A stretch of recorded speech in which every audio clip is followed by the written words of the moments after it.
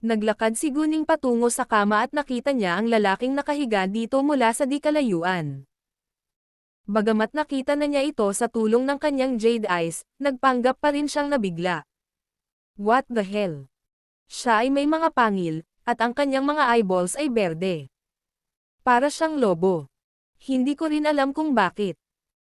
Alauna kaninang umaga, bumalik ako sa Earth Nightclub mula sa labas, ngunit inatake ako ng lalaking ito sa parking lot.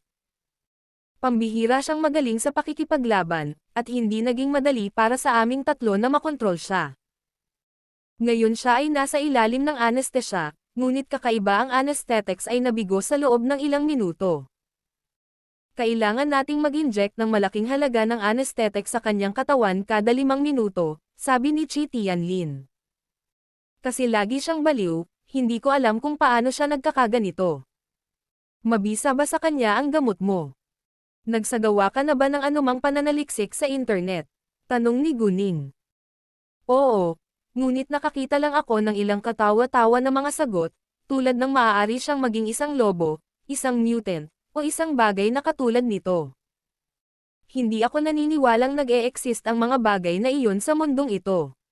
Sabi ni Chi Tianlin. Naramdaman lang ni Chi Tianlin na ang mga sagot na iyon ay katawa-tawa, ngunit sa totoo lang ay posible na ang mga sagot na iyon ay totoo. Ang lalaki ay hindi maaaring maging isang normal na tao pagkatapos ng lahat. Si Guning, sa kabaligtaran, ay naniniwala sa hindi kapani-paniwalang mga nilalang na iyon. Ang isang werewolf o isang mutant ay pareho lamang. Ano man ang mangyari, kailangan nilang malaman kung anong uri ng nilalang ang lalaking ito sa lalong madaling panahon para sa kaligtasan ng kanilang lipunan. Kailangan ko munang tingnan, sabi ni Guning at lumapit para sukatin siya.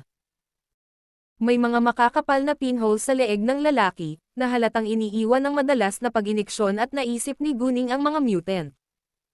Nanood si Guning ng mga pelikula tungkol sa mga mutant.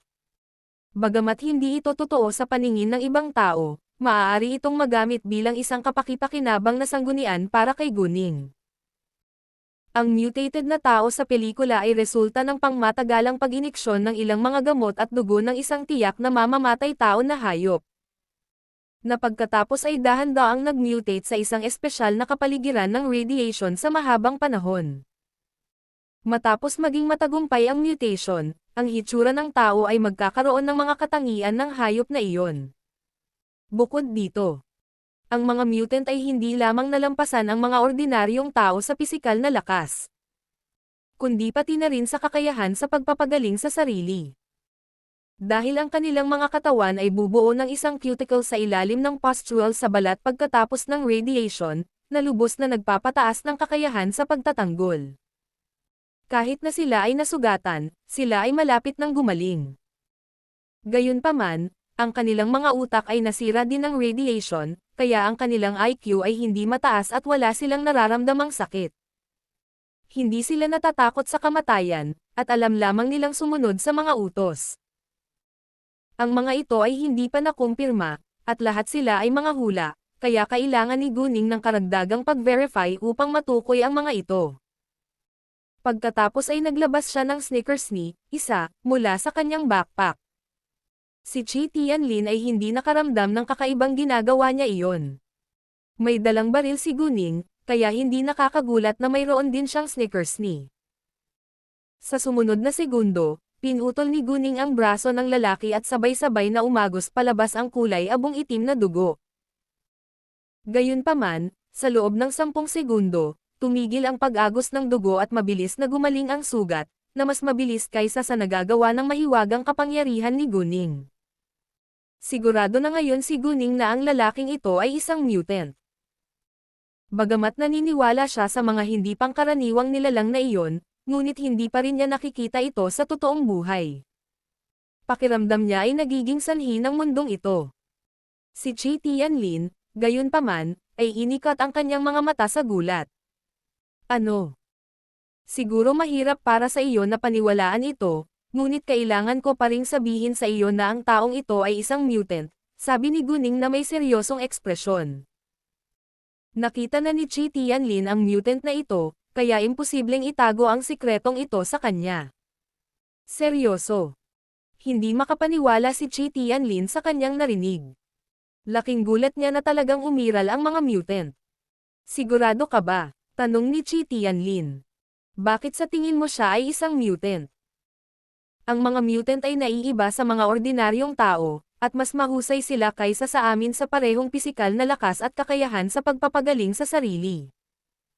Hinugasan ko lang ng malalim ang balat niya, pero gumaling ito sa loob ng ilang segundo, sabi niya. Ni Guning. Well, kung nagdududa ka dyan, hindi ko alam kung ano pa ang masasabi ko. Naisip pa rin ni Chi Tianlin na hindi ito kapanipaniwala, ngunit pinili niyang magtiwala kay Guning. Nagulat ako na talagang umiiral ang mga mutant, sabi niya. Mayroon lahat ng uri ng mga nilalang sa mundong ito, at malamang na marami ka pang makikilala sa kanila sa hinaharap, sabi ni Guning. Biglang may naisip si Chi Tianlin at nagtanong kay Guning, palagi ka bang naniniwala sa mga ganitong nilalang? Bakit hindi ka man lang nagulat? Kung sasabihin ko bang nakatagpo na ako ng mga multo noon, maniniwala ka ba? Tanong ni Guning kay Chi Tianlin, bahaging nagbibiro. Kahit nakalahating nagbibiro si Guning, naramdaman ni Chi Tianlin na sinadya niya iyon at naramdaman ang kanyang katawan. Hindi pa siya nakakita ng multo noon. Bueno, hindi ako naniwala, at iisipin ko na ito ay katawa-tawa kung may nagsabi sa akin yan, ngunit ngayon sa tingin ko ay dapat kong baguhin ang aking isip, sabi ni Chi Tianlin. May pagdududa pa rin si Chi Tianlin, ngunit malamang na maniwala na posibleng may mga multo at halimaw talaga sa mundong ito. Ano ang dapat nating gawin ngayon? Tanong niya mamaya. Kinailangan nilang makaisip ng magandang paraan para harapin ang mutant na ito. Walang ideya si Chi Tianlin kung ano ang dapat nilang gawin, kaya tanungin lang niya si Guning. Sa sandaling matapos iyon ni Chi Tianlin, biglang naputol ng mutant ang lahat ng mga lubid at hindi gumagana ang anesthetic, kaya nabawi niya ang kanyang lakas.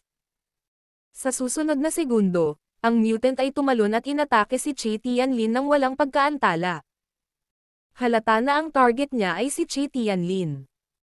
Hindi nakakagulat na lumitaw siya ng biglaan at inatake si Chi Tianlin sa underground na parking lot.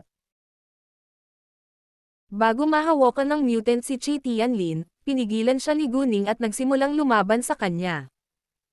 Dahil hindi kalaban ni Chi Tianlin ang mutant, hindi na niya kailangan na lumaban sa mutant. Ito ay magiging isang kabuoang pag-aaksaya ng oras. Lumabas ka ngayon at isara ang pinto.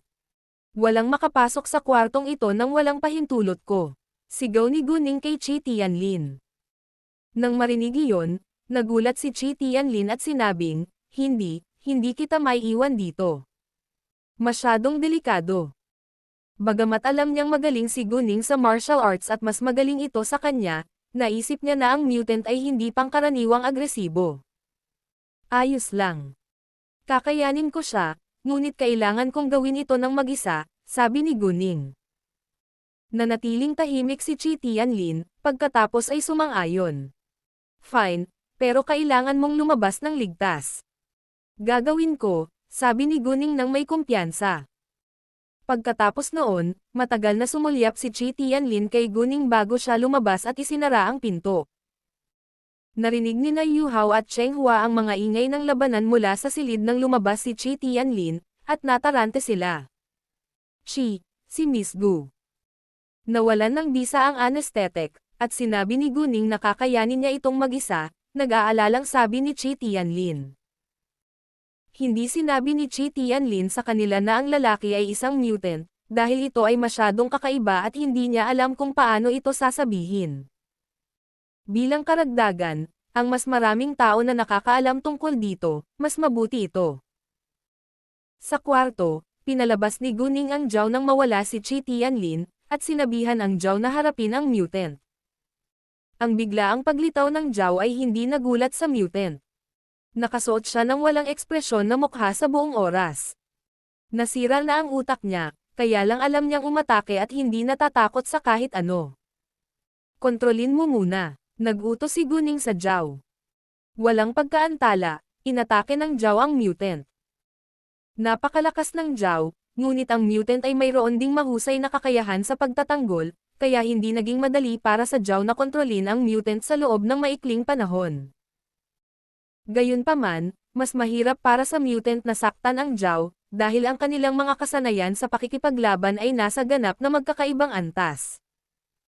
Pagkatapos ng lahat, ang Zhao ay isang halimaw na may higit sa 1,000 taon ng matatag na panloob na disiplina. Ang mutant, gayunpaman, ay nag-mutate mula sa isang ordinaryong tao, at si Qi Tianlin kasama ang 2 bodyguard ay makokontrol ito sa pamamagitan ng pagtutulungan. Pagkaraan ng 2 minuto, binalot ng Zhao ang mutant gamit ang katawan nito, at hindi na makagalaw ang mutant. Alam mo ba kung paano siya tatanggalin? Tanong ni Guning sa Zhao. Wala siyang yin, o panloob na disiplina, ngunit medyo agresibo at mahusay sa pagpapagaling sa kanyang sarili. Hindi siya normal na tao, kaya hindi ko rin alam kung paano siya tatanggalin, the Zhao said. Ang Zhao ay hindi kabilang sa mundong ito, kaya wala itong ideya kung paano haharapin ang isang mutant. Bukod dito, ang mga mutant ay bihira at kakaiba. Hindi ito madaling maalis. Pagkatapos, sinabi ni Guning sa Zhao kung paano nabuo ang mutant. Bueno. Kung gayon, maaari ko lamang alisin ang lahat ng kanyang dugo sa kanyang katawan, ngunit maaaring napakahirap dahil sa kanyang hindi kapani-paniwalang kakayahan sa pagpapagaling sa sarili, sabi ni Zhao. Hindi sigurado kung gagana ang paraang ito, ngunit ito lang ang naiisip nitong paraan sa ngayon. Sige, subukan mo, sabi ni Guning. Kinagat ng Zhao ang leeg ng mutant, pagkatapos ay sinimulang sipsipin ang kanyang dugo. Talagang kinailangan ng maraming pagsisikap upang alisin ang lahat ng dugo ng mutant, dahil hindi tumitigil ang pag-agos ng kanyang dugo, at medyo namutla lang siya pagkatapos ng mahigit 10 minuto. Habang unti-unting sinisipsip ng Zhao ang dugo, lalong namutla ang mukha ng mutant. Gayunpaman, mahirap pa ring alisin ang lahat ng kanyang dugo. Makalipas ang halos kalahating oras, 2/3 ng dugo ng mutant ang naalis at nawalan ng kakayahan ang mutant na lumaban.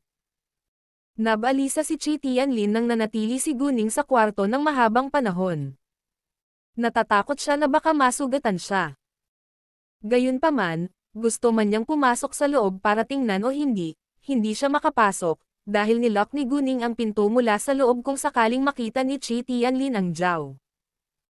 Sa kabutihang palad, makalipas ang isa pang 10 minuto, sinipsip ng Zhao ang lahat ng dugo ng mutant, at pinakawalan ng mutant ang kanyang huling hininga. Nako, ang hirap talagang tanggalin lahat ng dugo niya. Nagreklamo ang Zhao. Maraming salamat, ngunit kailangan pa rin kitang ilagay sa aking telepathic eye space ngayon. Hahayaan kitang magsaya sa loob ng ilang araw, sabi ni Guning para aliwin ito. Malaki. Natuwa si Zhao. Pagkatapos nito, ibinalik ito ni Guning sa telepathic eye space bago siya pumunta upang buksan ang pinto. Narinig ni Qi Tianlin ang tunog ng pagbukas ng pinto at agad na huminto sa labas. Nakatutok siya sa pinto at napabuntong hininga. Ayos ka lang. Nagmamadali niyang tinanong si Guning sa sandaling nagpakita si Guning. Oo, ayos lang ako, at patay na ang lalaki, sabi ni Guning. Sigurado ka bang ayos ka lang? Tinanong muli ni Qi Tianlin si Guning. Naunawaan ni Guning na nag-aalala si Qi Tianlin sa kanya, kaya't muli niyang sinabi, okay lang ako, at hindi mo kailangang mag-alala tungkol sa akin. Tingnan mo ang mukha ko. Mabuti naman at ligtas ako. Gumaan ang pakiramdam ni Qi Tianlin at ngumiti. Naalala niya na may mga mahiwagang table task si Guning kaya dapat ay maayos na siya. Oh, ipapaubaya ko sa iyo ang mutant, ngunit ang mutant na ito ay kontrolado ng ibang tao, at ang controller ay dapat nasa malapit na lugar o mismo sa Earth Night Club. Pupunta ako sa CTF sa loob ng 2 araw, kaya dapat mong alagaan ang iyong sarili, sabi ni Guning. Walang nakakaalam kung may isa pang mutant kaya nasa panganib pa rin ang buhay ni Qi Tianlin. Salamat, gagawin ko, sabi ni Qi Tianlin. Hindi siya sigurado kung nagawa niyang talunin ang isa pang mutant. Kahit na maaari niyang itali ang mutant saglit, mahirap kung mananatili sa tabi niya ang mutant. Dahil ang mutant ay dumating upang patayin siya ngunit nabigo, malamang na siya pa rin ang target. Hindi alam ni Chi Tianlin kung sino ang utak sa likod nito, dahil marami siyang kaaway. Hindi mabilang na tao ang nagtangkang patayin siya noon, ngunit ito ang unang pagkakataon na inatake siya ng isang mutant. Gayunpaman, ang isang mutant ay talagang mas malakas kaysa sa isang normal na mamamatay. Kumusta naman kayo? Magiging ligtas ka ba pagkatapos mo akong tulungan sa pagkakataong ito? Biglang tanong ni Chi Tianlin. Kung nasa panganib ang buhay ni Guning dahil sa kanya, makonsensya siya. Hindi naging madali si Chi Tianlin na makonsensya, ngunit talagang nag-aalala siya kay Guning. Ayos lang, kakayanin ko ito at protektahan ang sarili ko ng maayos, sabi ni Guning. Sa tulong ng Zhao, walang dapat ikabahala si Guning. Kahit na wala siyang tulong ng Zhao, hindi rin siya mahina. Tumanggo si Chi Tianlin, pagkatapos ay ibinaba ang paksang ito. Bakit hindi tayo sabay kumain ngayong hapon? Sabi ni Chi Tianlin. Salamat, ngunit may kailangan akong harapin ngayon, sabi ni Guning. Sige, medyo nadismaya si Chi Tianlin, ngunit hindi nagpumilit. Alam niyang abala si Guning. Pagkatapos noon, sinabihan ni Chi Tianlin si Yu Hao na ilakad si Guning sa labas. Nang makalabas na sila ng elevator, ginamit ni Guning ang kanyang Jade Eyes para lumingalinga sa paligid upang makita kung makakahanap ba siya ng sino mang maaaring magkasala. Gayunpaman, wala siyang nahanap na maaaring magkasala hanggang sa siya ay pinalayas. Bagamat nabigo siyang gawin iyon, hindi niya naisip na wala ang controller ng mutant. Dahil kayang kontrolin ng tao ang isang mutant, hindi siya maaaring maging simple. Bilang karagdagan, malamang na itinago ng tao ang kanyang sarili ng napakahusay upang hindi siya mahanap ni Guning. Ano man ang mangyari, naniniwala si Guning na kailangan niyang maging mas maingat mula ngayon.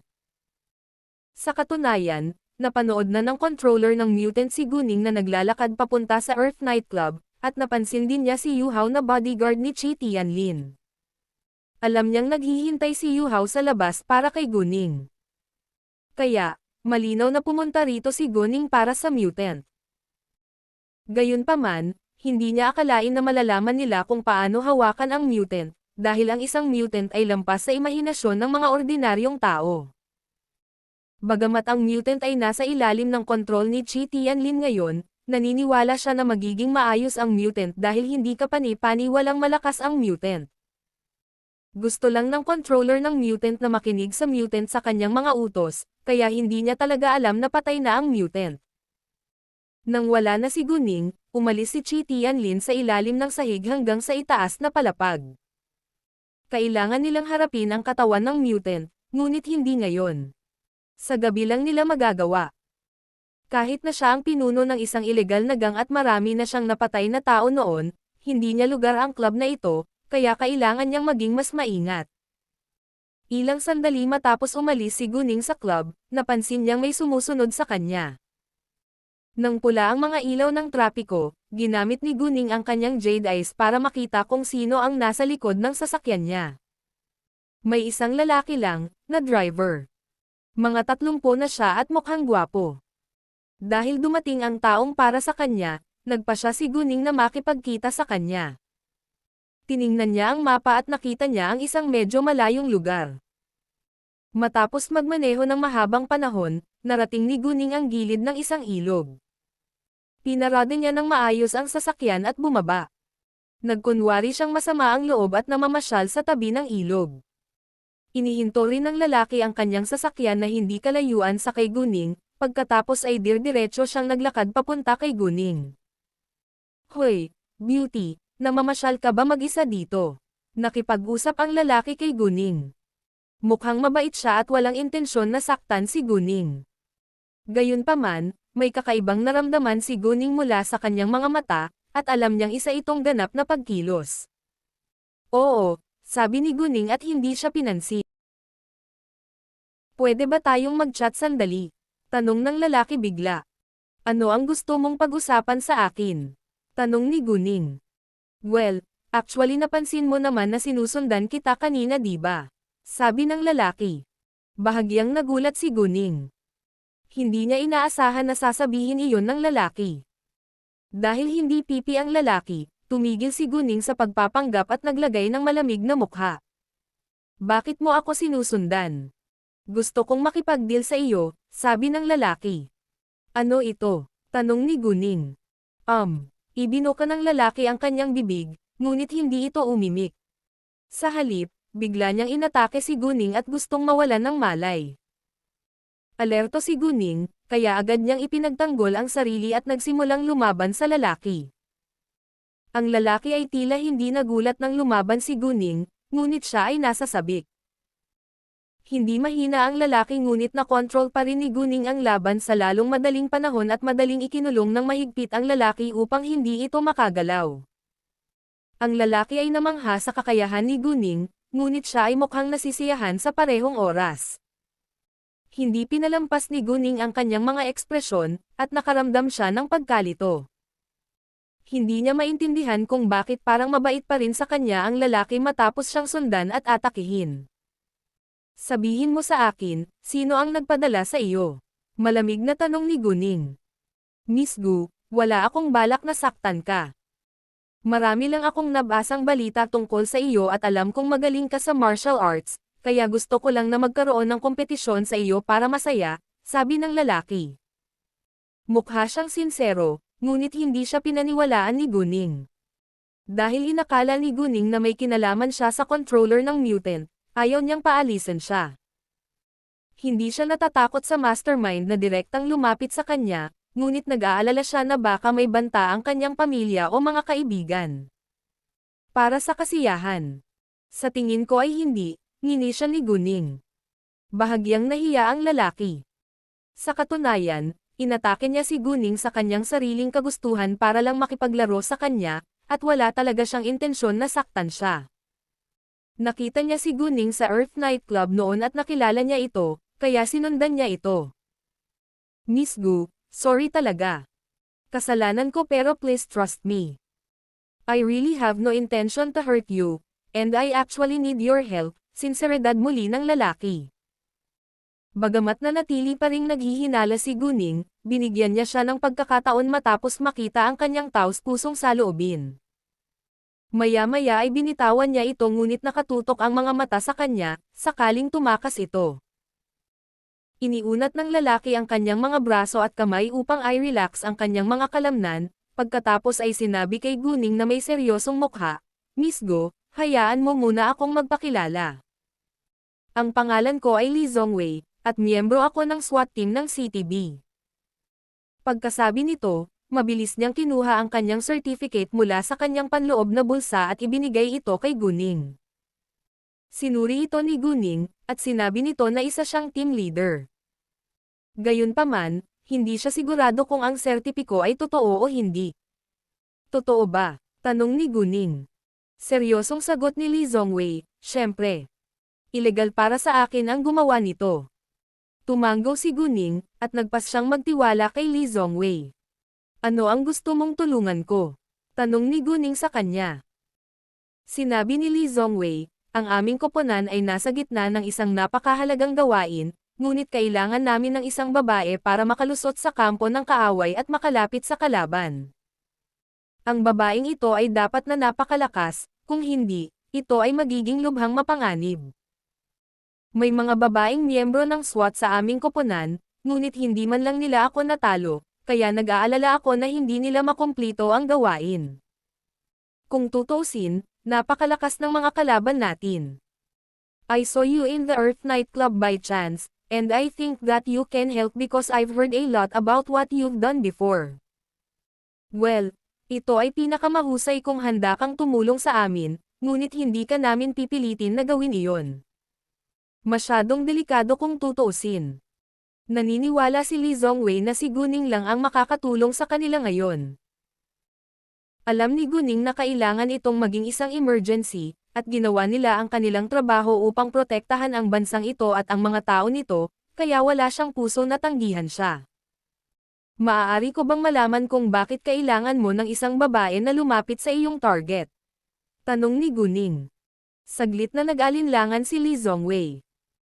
Pagkatapos ay sinabi, dahil ang taong mahuhuli natin ay magdaraos ng pribadong drug party sa isang cruise, ngunit ang mga nakatanggap lamang ng liham ng imbitasyon ay maaaring pumasok dito.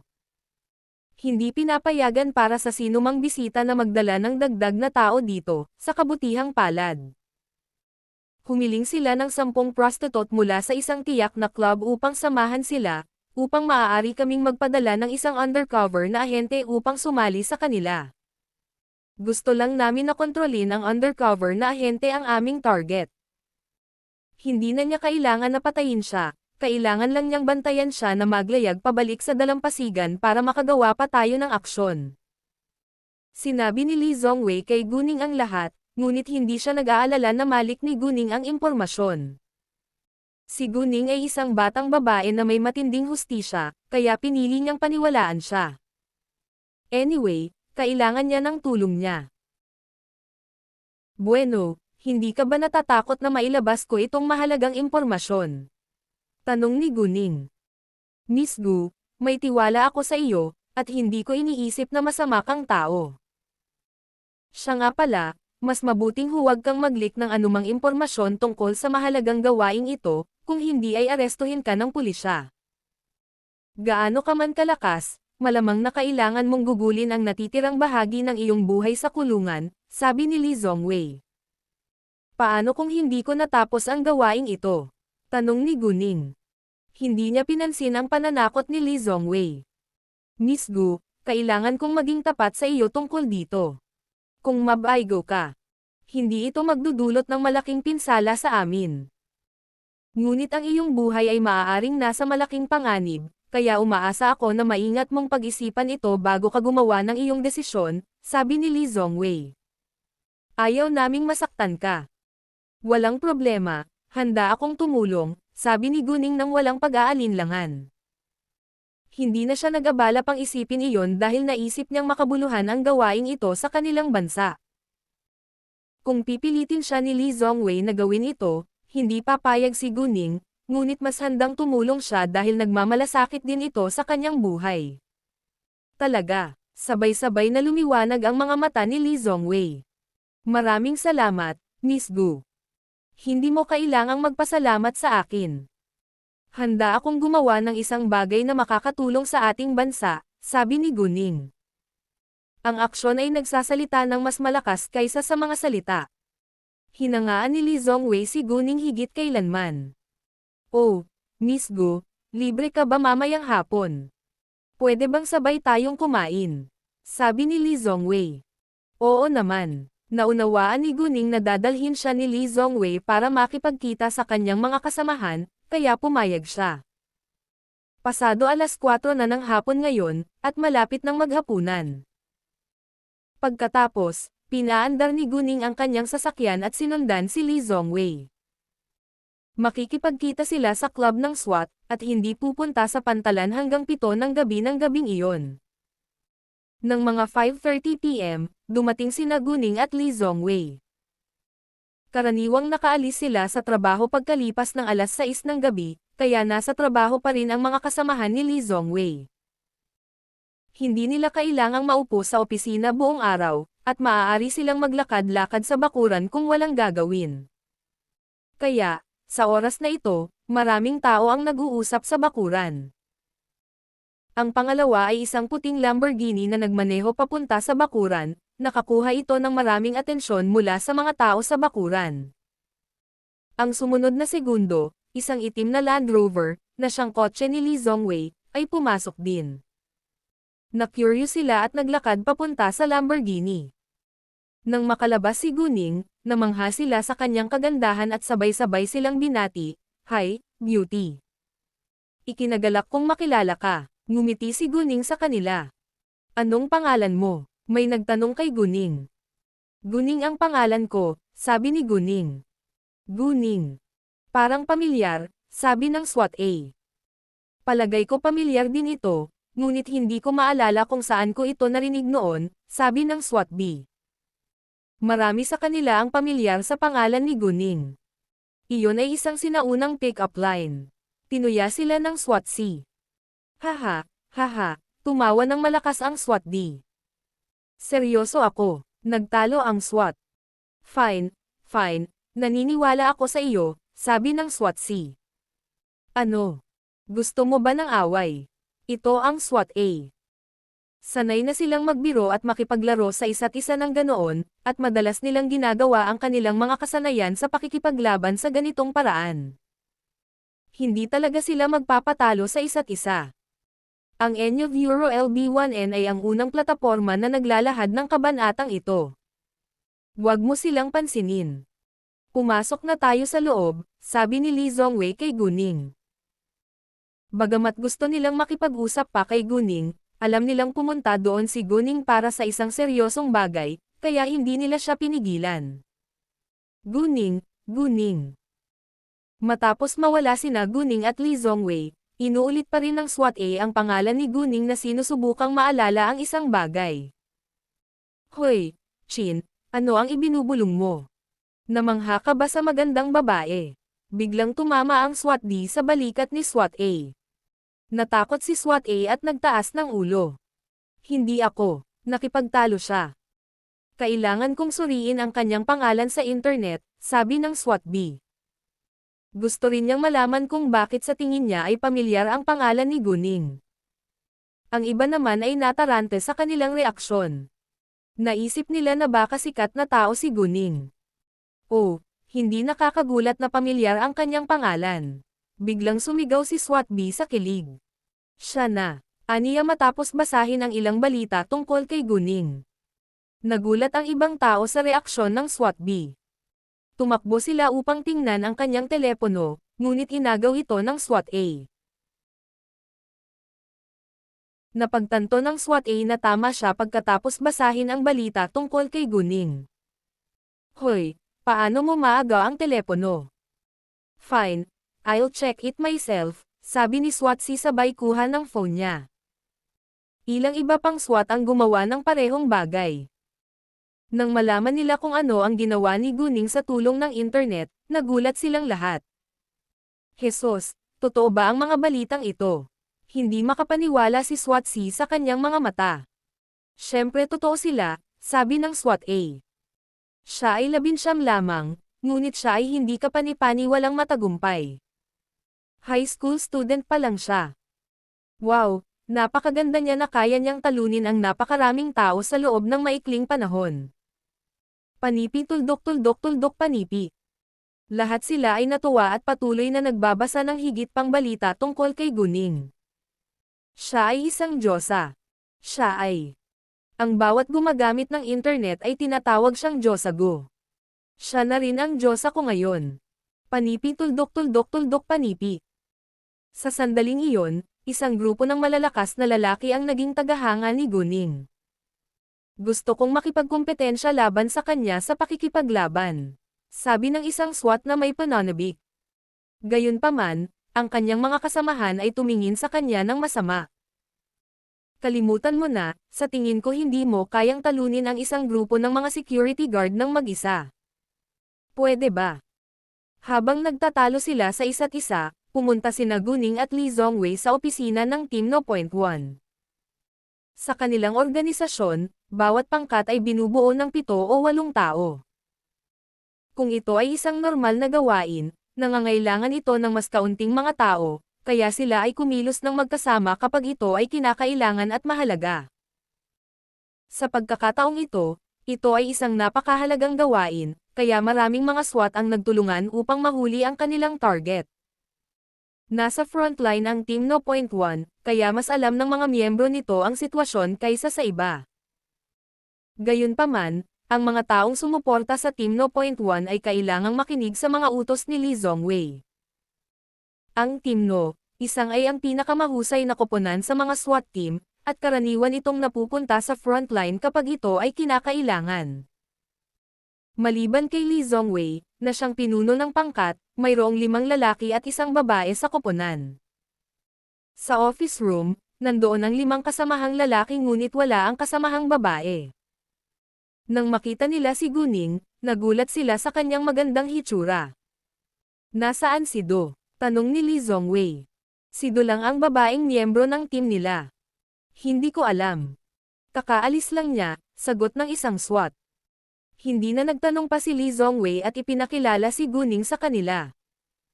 Ito si Guning, Miss Gu, at tutulungan niya tayong makalusot sa krus. Ano? Nagulat ang lahat, dahil si Guning ay isang estranghero. Dahil natagpuan ni Lee Zhongwei si Guning ng personal, hindi nila pagdudahan ang kakayahan ni Guning, ngunit. Leader, hindi ba trabaho ni Do yan? Sabi ng isang SWAT. Naisip niya na hindi ito patas para kay Do. Tama, sumang-ayon naman ang ibang tao.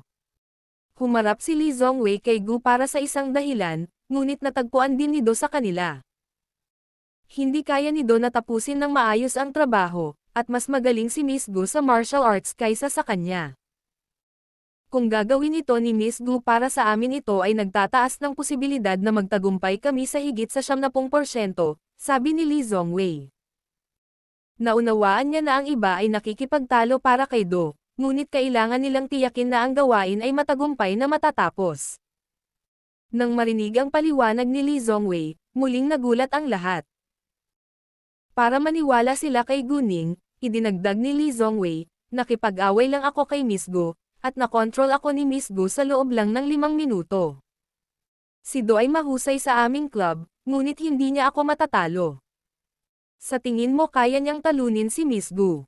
Talaga, may nagtanong. Kung hindi mapapanalo ng kanilang team leader ang laban kay Guning, tiyak na mas magaling si Guning kaysa sa iba pa sa kanila. Gayunpaman, hindi madali para sa kanila na paniwalaan ito, dahil mukhang masyadong bata si Guning at payat siya. Bakit hindi mo subukan ang iyong sarili kung mayroon kang mga pagdududa? Iminungkahi ni Lee Zhongwei. Napag-usapan na niya ito kay Guning bago sila pumunta rito, at pumayag si Guning. Hayaan mo akong subukan. Biglang may narinig na boses babae sa pinto. Ang babaeng iyon ay si Do. Ang buong pangalan ni Do ay Do Jingtong, at siya ay 27 taong gulang sa taong ito. Siya ay isang cool na babae na may maikling buhok na nakasuot ng SWAT uniform. Si Do Jingtong ay ipinanganak sa isang pamilya ng pulis. Ang kanyang ama ay isang SWAT, at ang kanyang ina ay isang civilian policewoman, kaya siya ay may espesyal na pakiramdam para sa pulis mula pagkabata. Nagdesisyon siyang maging policewoman paglaki niya. Ang tiyuhin ni Do Jingtong ay isang mahalagang tao sa isang rehiyon ng militar, kaya lumaki siya kasama ng lahat ng uri ng mga sundalo. 3 taon na rin siyang sumali sa hukbo at siya ang palaging pinakanamumukod tanging babaeng sundalo sa kanyang mga kapantay. Pagkatapos niyang ma-discharge, siya ay nagpadala ng itinalaga sa SWAT unit at naging miyembro ng Team No. 1 sa loob ng 2 taon. Si Do Jingtong ay hinangaan ng maraming tao sa SWAT unit. Isa rin siyang ambisyosong tao, at nag-aatubili siyang palitan ng isang estranghero. Kahit na sinabi sa kanya ng kanyang team leader na mas magaling si Guning kaysa sa kanya, ayaw niyang sumuko ng hindi sumusubok. Napakadelikado ng gawaing ito at hindi siya lubos na nagtitiwala na magagawa niya ito nang hindi nasasaktan, ngunit hindi siya natatakot sa panganib bilang isang SWAT. Walang problema, sabi ni Guning kay Do Jingtong. Pumayag din si Lee Zhongwei. Nang makita ni Do Jingtong ang mukha ni Guning, siya ay natigilan sa kanyang kagandahan at nainggit sa kanya. Hindi lang maganda si Guning, ngunit magaling din si Guning sa martial arts. Ninakaw pa ni Guning ang kanyang trabaho, kaya hindi niya gusto si Guning. Nang makita ang ekspresyon ni Do Jingtong, naunawaan ni Lee Zhongwei na hindi niya gusto si Guning, ngunit hindi siya nag-aalala na baka masaktan niya si Guning dahil wala siyang kakayahang gawin iyon. Sige, labas tayo ngayon, sabi ni Lee Zhongwei. Pagkatapos noon ay sabay silang lumabas. Bagamat malaki ang silid ng opisina, hindi ito magandang lugar para makipagkompetensya sa pakikipaglaban. Kaya naman pumunta sila sa playground at pinalibutan sila ng maraming SWAT. Isang lihim na si Do Jingtong ang magiging undercover na ahente sa pagkakataong ito, ngunit mainam na hayaan ang ibang tao na manood ng kompetisyon. Hi, Goddess Gu, sigaw ni SWAT A sa sobrang tuwa. Nang marinig ang paraan ng pagtawag nito sa kanya, alam ni Guning na malamang nalaman niya ang ginawa niya noon mula sa internet. Magiliw siyang ngumiti sa kanila at walang sinabi. Maliban kay Du Jingtong, si Guning lang ang babae doon, kaya naintindihan ng ibang mga lalaki na binati lang ng SWAT A si Guning. Gayunpaman, tinawag niya itong kanyang diyosa. Kahit na napakaganda ni Guning, marami pang magagandang babae sa mundong ito. Umusog ng kaunti, sabi ni Lee Zongwei sa kanila at sinabihan silang lumayo para magkaroon ng sapat na espasyo sina Guning at Du Jingtong. Hindi alam ng SWAT A ang kanilang gagawin, ngunit lumayo pa rin siya kasama ang kanyang mga kasamahan. Sa gitna ng karamihan, nakatayo si Guning sa tapat ni Du Jingtong na nakaharap sa kanya. Hindi nagtagal ay napagtanto ng SWAT A at ng kanyang mga kasamahan na sina Guning at Du Jingtong ay magkakaroon ng kompetisyon ng mga kasanayan sa pakikipaglaban. Sino sa tingin mo ang mananalo? Tanong ni SWAT D. Si Goddess Go ang mananalo. SWAT A said with certainly. Si Du Jingtong ay talagang napakahusay sa SWAT unit, ngunit hindi siya maaaring maging mas mahusay kaysa kay Guning, na nag-iisang natalo sa isang grupo ng mga security guard. Kahit sila ay hindi magawa ang ginawa ni Guning, pati na si Du Jingtong. Ang mga taong nakabasa ng balita tungkol kay Guning ay lahat ay naniniwala na siya ay mananalo, habang ang mga kasamahan ni Du Jingtong ay may ganap na kakaibang ideya. Umaasa silang manalo si Du Jingtong. Dahil magka-team sila, walang duda silang pumanig sa kanya. Tinitigan ni Du Jingtong si Guning na may halatang disgusto. Alam niyang mas mahalaga ang kanilang gawain kaysa sa mga personal na gawain, ngunit kinasusuklaman pa rin niya si Guning. Walang pakialam si Guning. Sige, magsisimula na ang laban. Ginawa ni Lee Zongwei ang anunsyo at nagsimulang mag-atake si Guning kasama si Du Jingtong. Bagamat isa lamang itong kompetisyon ng mga kasanayan sa pakikipaglaban para sa kasiyahan, ang resulta nito ay buong ginamit sa gawain ngayong gabi, kaya ni Guning ang kanyang lakas. Sa sandaling kumilos siya, habang inihagis ni Guning si Du Jingtong sa kanyang balikat. Buong bumagsak si Du Jingtong sa lupa, ngunit nasanay na siya, kaya hindi ito masyadong masakit. Gayunpaman, sa sandaling bumagsak siya sa lupa, hinawakan ni Guning ang kanyang mga kamay at idiniin ito sa kanyang likod. Kasabay nito, pinilit siya ni Guning na manatili nang nakadikit ang mga tuhod sa kanyang mga binti. Pagkatapos ng sunod-sunod na mabilis na pagtakbo, na-control ni Guning si Du Jingtong sa loob ng ilang segundo, na ikinagulat ng lahat na gustong manood ng isang kapana-panabik na palabas. Maging si Lee Zongwei, na alam na mahusay si Guning sa pakikipaglaban, ay namangha. Mukhang napakadali para kay Guning na manalo sa kompetisyon dahil sa kanyang hindi kapani-paniwalang bilis at kakayahan. Hindi rin makapaniwala si Du Jingtong, at tumanggi siyang tanggapin na natalo siya sa laban sa loob ng ilang segundo. Matapos mabigla ng ilang sandali, sumambulat ang madla sa napakalakas na palakpakan. Jesus, hindi ako makapaniwala sa aking mga mata, sabi ni SWAT A. Pinilit lang ba niya si Du Jingtong sa lupa sa loob ng ilang segundo? Sigaw ni SWAT C. Oo at oo. Sinabi ko sa iyo na mananalo si Goddess Gu. Mayabang na sabi ni SWAT A. Baka hindi pa handa si Du Jingtong, may nakipagtalo kay Du Jingtong. Hindi pa handa. Nakakatawa.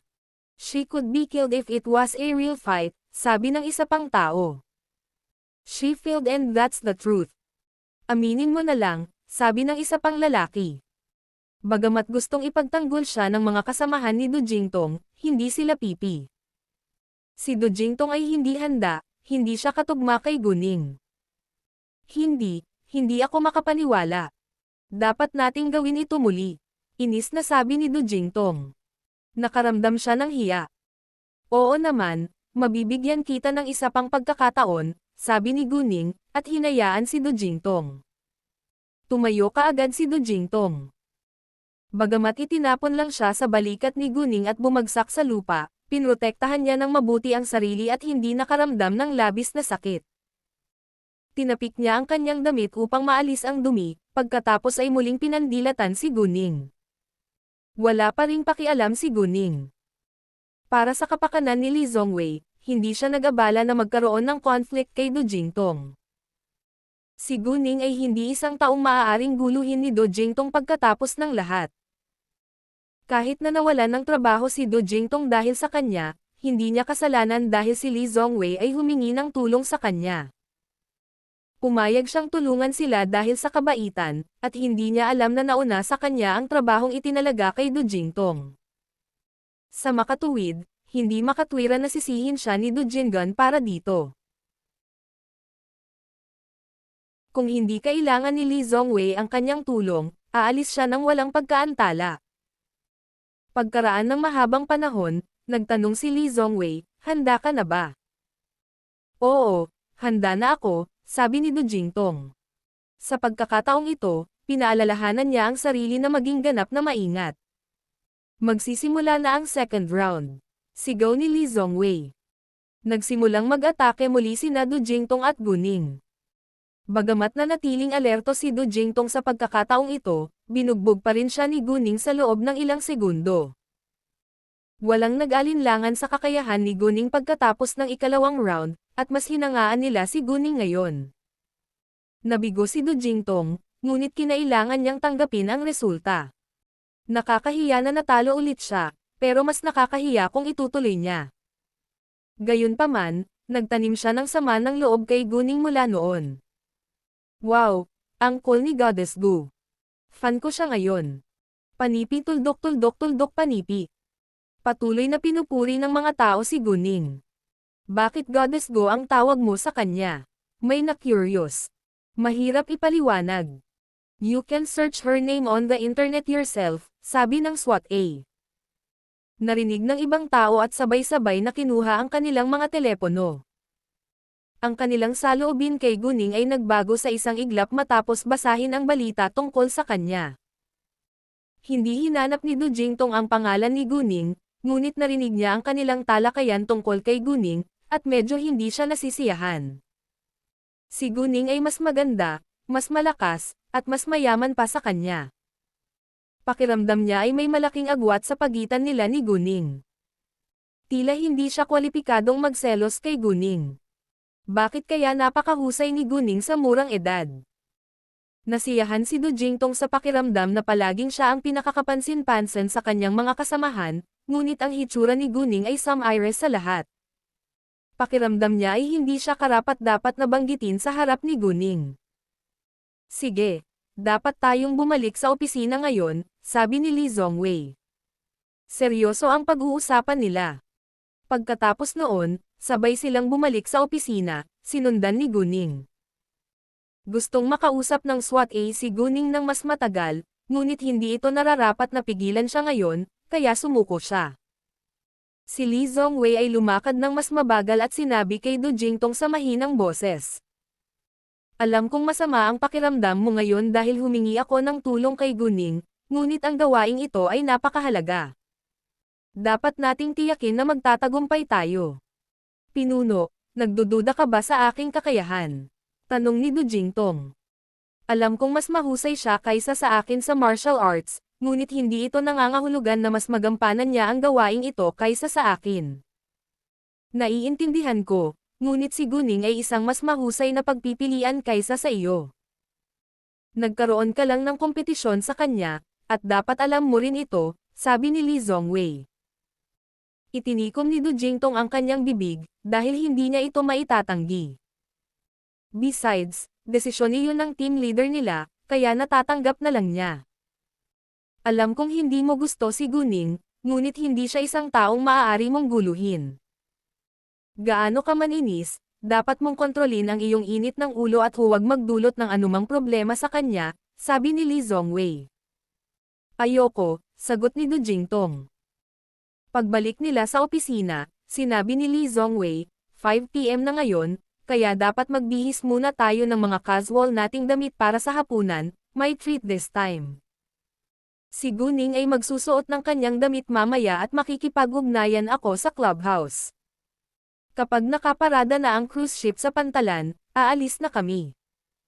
"Oo naman," sumang-ayon ang lahat, pagkatapos ay naghanda. "Miss Gu, pakisamahan mo akong bumili ng damit at isang pares ng high heels sa shopping mall. Kailangan mo ring maglagay ng ilang makeup. Huwag kang mag-alala, babayaran ko ang mga bayarin." Tandaan na magsuot ng masikip na short pants sa ilalim ng iyong damit dahil kailangan mong lumaban, sabi ni Lee Zhongwei. Ayos lang, may sarili akong damit at sapatos, at kaya ko ring mag-makeup ng mag-isa, sabi ni Guning. Sigurado ka ba? Tanong ni Lee Zhongwei. Oo, hindi ito malaking bagay, sabi ni Guning.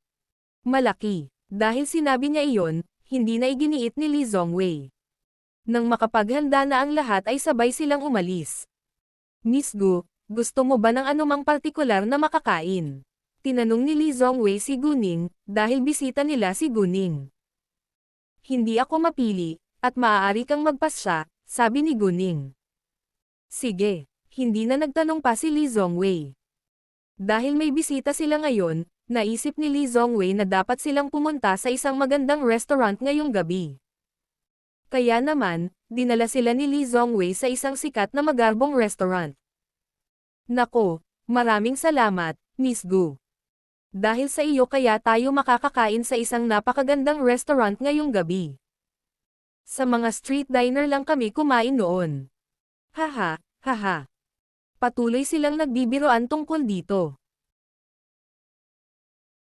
Tumigil ka sa pagbibiro dyan. Sabi ni Lee Zhongwei at tumawa.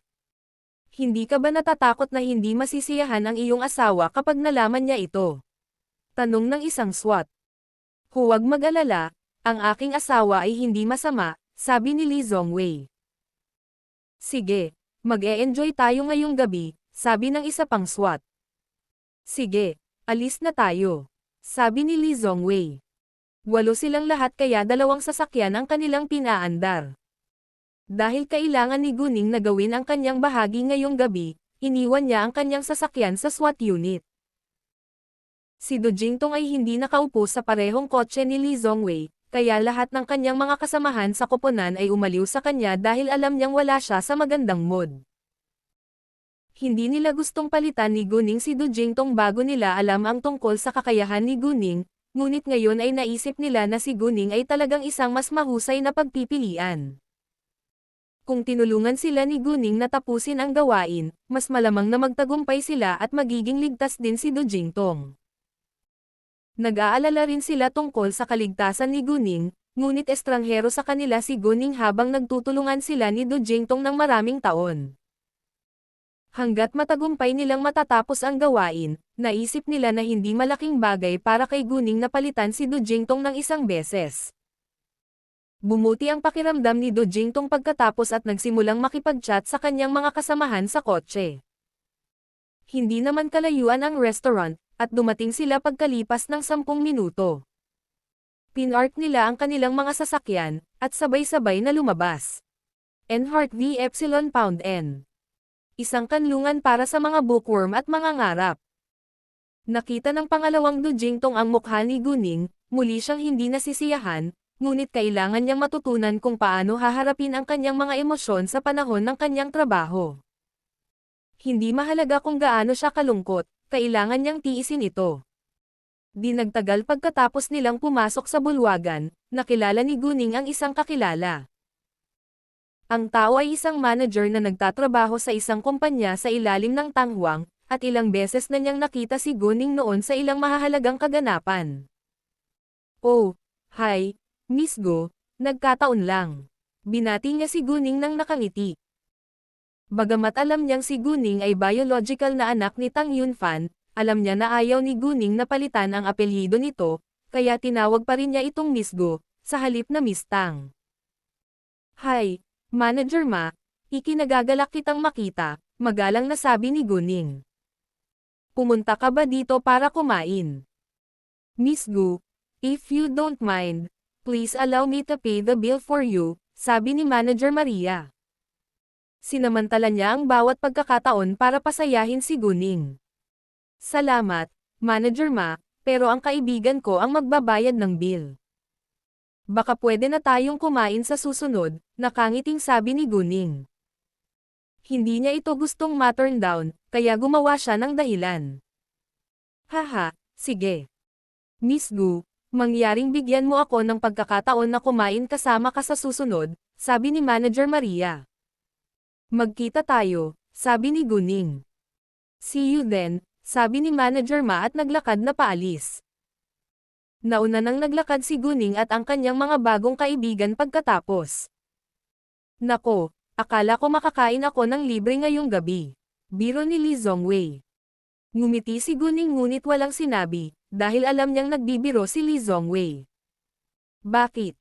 Leader, huwag kang masyadong makulit, Swat said. Hindi mo magagawa iyon. Nangako ka na babayaran mo ang bill, sabi ng isa pang SWAT. Desidido silang bayaran si Lee Zhongwei. Sige, nagbibiro lang ako, sabi ni Lee Zhongwei. Nang nilapag na ang mga pinggan sa mesa, 5:30 PM na. Kailangan nilang tapusin ang pagkain bago mag 6 PM, dahil kailangan ni Guning ng ilang oras para mag-makeup bago siya pumunta sa clubhouse. Lahat sila ay naglingkod sa hukbo, kaya mabilis silang nakakain at walang nagsasalita sa hapunan. Bago mag-alas 6 ng gabi, natapos na sila ng hapunan at si Guning ay naglagay ng kanyang makeup. Inilabas na ni Guning ang mga damit at makeup na kailangan niya mula sa telepathic eye space para mabilis niyang maisuot ang mga ito. She then went to the washroom of the private room where they died dahil malaki ang salamin sa loob. Ayaw ni Guning ang kanyang tunay na mukha mamaya, kaya bahagya niyang itinago ang sarili bilang ibang babae. Nilagyan niya ng clay mold ang kanyang baba at ang dulo ng kanyang ilong para matangos ang baba at gawing melon seed face ang kanyang oval na mukha. Pinakapal din niya ang labi niya. Sa makapal na makeup at kulot na buhok, iba na talaga ang itsura niya at parang isang mature na babae ngayon.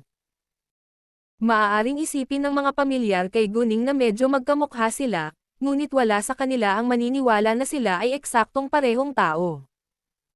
Ang kanyang damit na hanggang tuhod ay itim na walang manggas na pang-itaas at isang mababaw na v-neck. Bagamat hindi masyadong sexy ang damit na ito, naging kaakit-akit ito sa katawan ni Guning sa tulong ng kanyang mukha. Nang lumabas si Guning sa banyo, namangha siya sa lahat. Hindi sila masyadong pamilyar kay Guning, kaya tumingin sila kay Guning na para bang nakatitig sila sa ibang babae.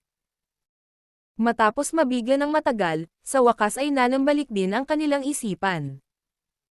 Wow, hindi ako makapaniwala sa mga mata ko.